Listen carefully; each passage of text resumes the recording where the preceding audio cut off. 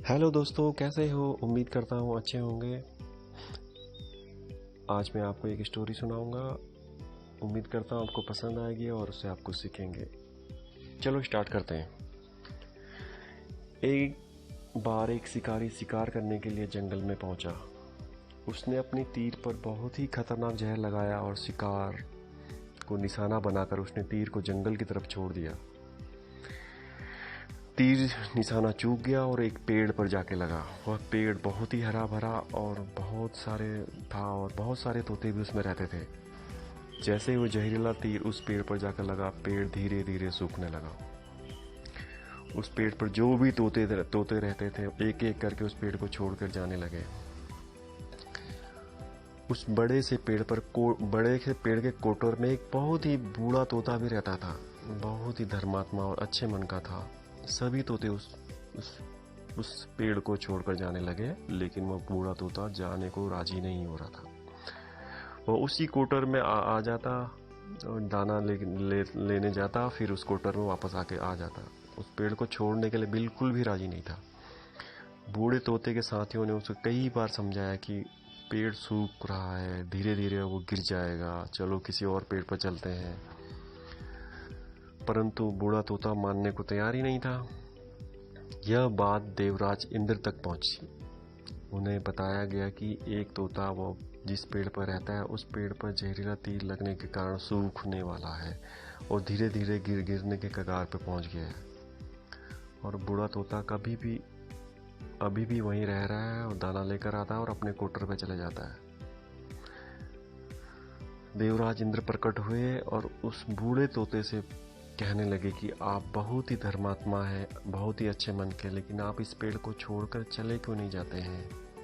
वो किसी न किसी दिन तो ये गिर ही जाएगा।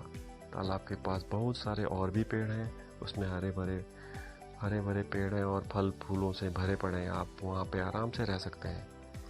तोता बोला, माफ कीजिए, इस पेड़ ने मुझे जीवन दिया है, शिकारियों से मेरी रक्षा की है, हर मौसम में मेरे साथ रहा है।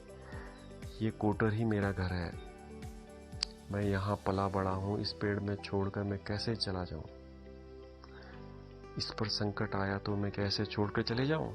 मैं ऐसा कभी भी नहीं कर सकता। देवराज इंद्र तोते की इस बात से बहुत प्रसन्न हुए।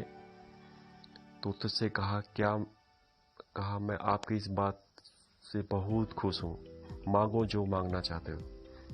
उस बूढ़े तोते ने कहा, मुझे बस इतना मांगना है कि इस पेड़ ने मुझे जन्म दिया, या जहाँ मैं पला, जहाँ मैं बड़ा, किसी जिसे आप मेरा जन्मभूमि भी कह सकते हैं, इसे फिर से वैसा ही हरा भरा कर दीजिए। देवराज इंद्र ने अमृत से उस पेड़ को सींच दिया और पहले की तरह ही हरा भरा कर दिया। अब वापस से उस पेड़ पर आकर बाकी तोते भी रहने लगे। वो बूढ़ा तोता कुछ समय तक जिंदा रहा, फिर उसकी मृत्यु हो गई और वो स्वर्ग को चला गया।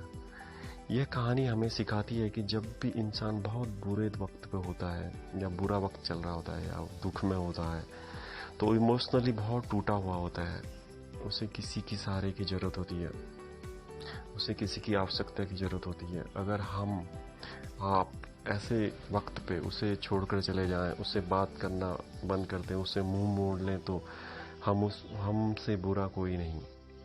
क्योंकि आप किसी के सुख का साथी बने या ना बने, लेकिन आप हमेशा उसके दुख का साथी जरूर बनना चाहिए आपको। तो आपको ये कैसी लगी स्टोरी? उम्मीद करता हूँ आपको पसंद आई होगी और आपने कुछ सीखा होगा। Thank you.